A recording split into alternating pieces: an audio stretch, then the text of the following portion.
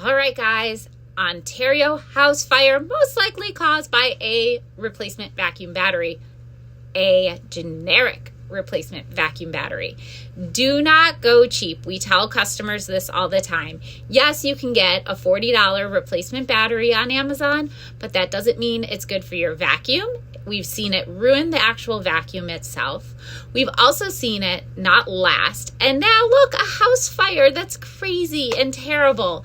So don't be cheap. Spend the extra money. We charge $179 for a Dyson battery, and there's a reason for that. We install it, and it's genuine. Just a small life lesson from your friendly VacMD store. And don't